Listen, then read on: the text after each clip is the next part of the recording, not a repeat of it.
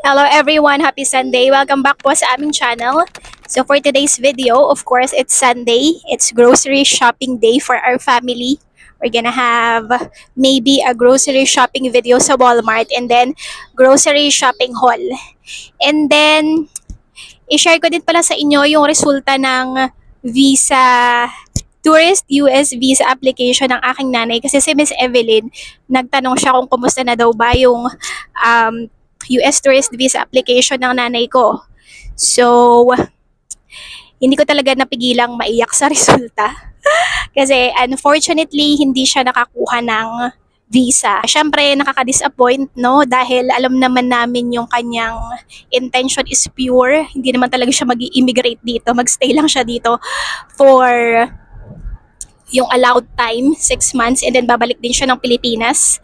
But then, ayun, hindi siya nakakuha. Kung interested kayong malaman, hindi po siya employed and hindi din siya senior citizen. Kasi sa mga nakikita ko recently na mga nakakapasa na medyo maiedad na nakakakuha ng US tourist visa, mga senior citizen na sila. Yung nanay ko is hindi pa siya senior citizen. Ngayon, kung interesado kayong malaman kung nagkaroon na ba siya ng meron na ba siyang out of the country travel experience, yes, meron na. For leisure, and then nag-work din siya as OFW before. So, medyo nakakalungkot pero wala naman tayong magagawa. Hindi natin alam kung ano yung mga parameters na tinitingnan talaga ng mga consul para bigyan ng US tourist visa yung applicant. So, we can just assume. And inassure naman ako nito ni Mr. at ng aking mga biyana na wag mag-alala kasi tutulong naman sila sa pag-aalaga sa mga bata, lalo na kay Zeta. Pagka nasa ospital kami ni Mr. Kasi as far as I know, if it's CS section, parang minimum is 5 days ka magstay sa ospital. Si Mr. pagod na pagod yan. So, si Zeta, syempre hindi naman siya pwede magstay sa amin. Pero dito sa ospital na kung saan ako manganganak, pwede siya magstay doon during sa umaga until parang 10 a.m. to 8 p.m.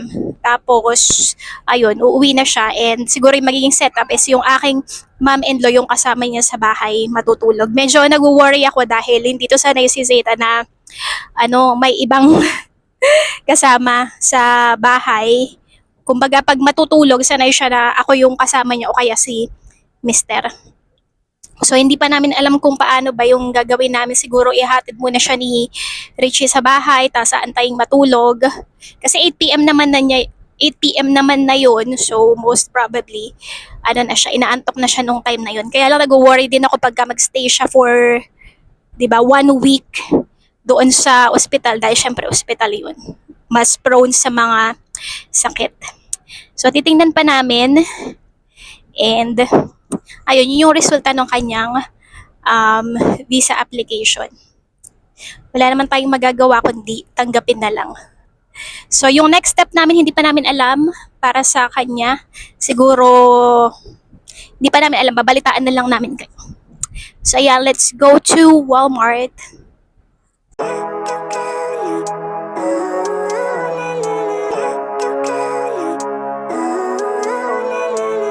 Living life, every day, late at night, not okay.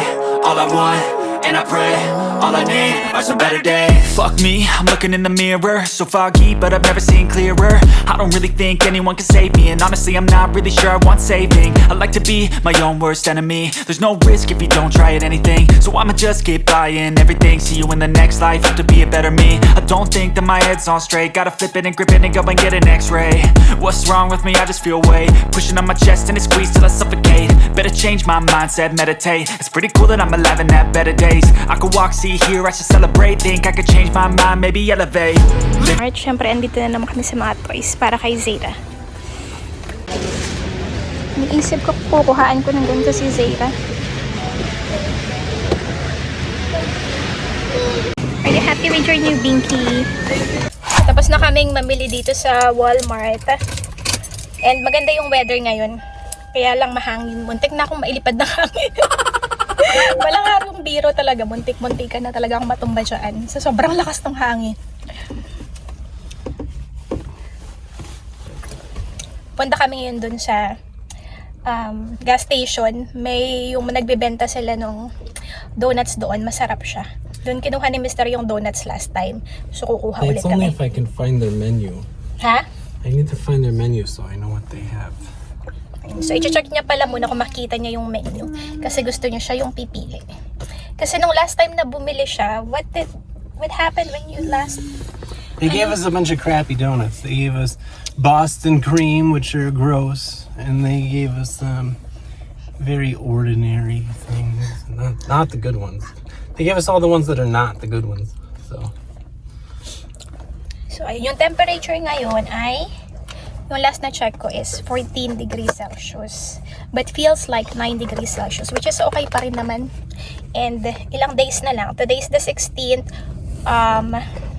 Maybe 4 days na lang. Spring na. Come on. So we are back home. Mag-start na tayo sa ating grocery shopping haul. First is 2 trays of eggs. And then mini croissant. Paper towels, 3 siya. Toy para kay baby Zara, kay ate Zara. Zara, here's your toy. And then dress kay Zara. Clearance to, doon sa Walmart. Ayan. Ang size ay 5T. $9.98. Ayan, nagtatrabaho habang nag-haul. And then, binilan din namin siya ng shoes, size 8, kasi yung kanyang mga shoes hindi nakasya. Burger seasoning, toothbrush para kay baby, Cetaphil na vitamin C serum. Itatry ko to, first time ko to itry. Binky para kay baby, kasi yung Binky na ginagamit niya ngayon, although hindi na siya masyado gumagamit nun, ano na lang, pagka magti-take siya ng nap at saka pag matutulog siya sa gabi. Kasi, inaano na namin siya. Tinatry na namin na awatin siya sa pagbibingki. Ano na, sira na, galing pa yun sa Pinas. Wala kaming makitang ganun. Hindi niya tinatanggap yung ibang mga bingkis na binili namin. So, try namin itong Dr. Brown's. And then, bok choy, kasi gagawa ng nilagang baka ulit si Mister. Bell pepper, celery sticks, coffee ni Mister, apples, and then bananas. 3 piling. Andun yung isa pa para sa, kumuha kami ng extra para sa aming smoothies. Kalabasa, magiginata ang kalabasa ako. Cetaphil na lotion. So, ito yung lotion na ginagamit ko. Nung nasa Pinas pa ako, nung buntis ako kay Zara, hindi ako nagkaroon ng stretch marks, pero nagkaroon ako ng mga dark spots. Hindi ito yung ginagamit kong lotion sa Pinas, pero maganda siya. So far, wala pa naman akong stretch marks, pero meron akong mga cellulites kasi medyo lumalaki na. Pickles, Better Than Bouillon, hand soap, pesto, Parmesan cheese, taters, seasoned shredded potatoes, melon, sliced extra sharp cheddar, olives, Reese's, green beans, and then bread, 2 bread. What is this for, love? For your cheeseburger?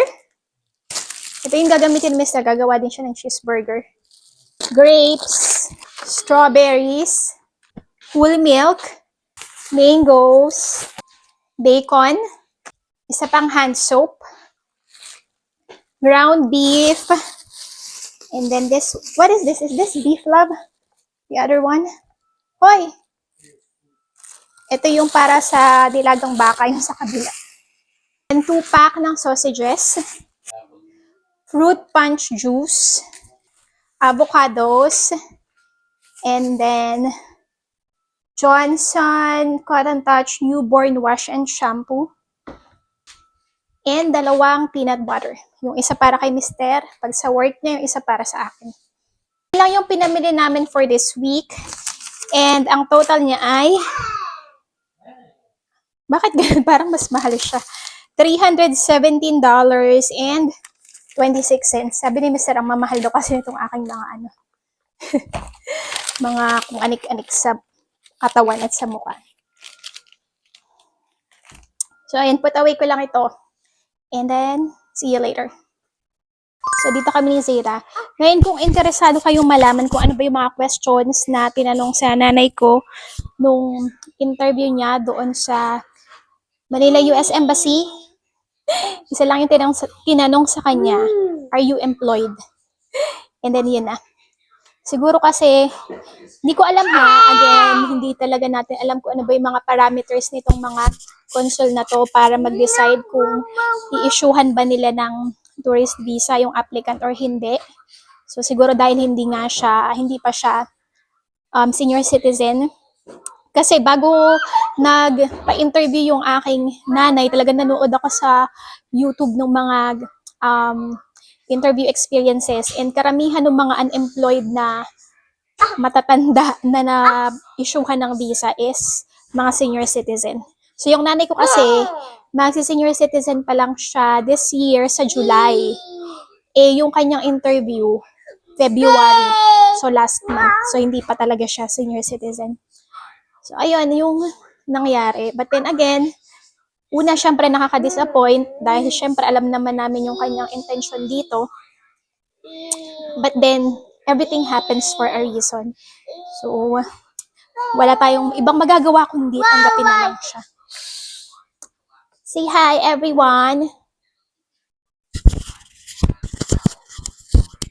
Si Zeta ang daldal na nito. Ang ingay-ingay niya lagi. Maski nung nasa Walmart kami kanina, sobrang ano niya, sobrang ingay. Not a foodie. Say hi, everyone. Hello, everyone. I'm gonna eat the mic. Tingnan nyo, ibibigay ko tong binky na to. For sure, hindi niya to tatanggapin. Try it. Try your new binky. Come on. Oh my god, baby. You need to try other binky. Your old binky is broken. Oh. Dali na, try it na. Ayaw niya talaga. Paano kaya gagawin namin dito? Eh, walang ganong brand dito sa US. Sa Pinas ko pa yung nabili. Ayaw niya to.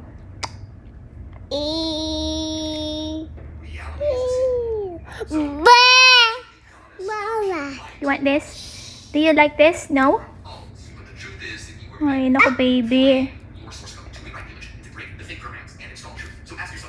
Si Mister andun sa kitchen, syempre siya na naman ang bida sa kusina.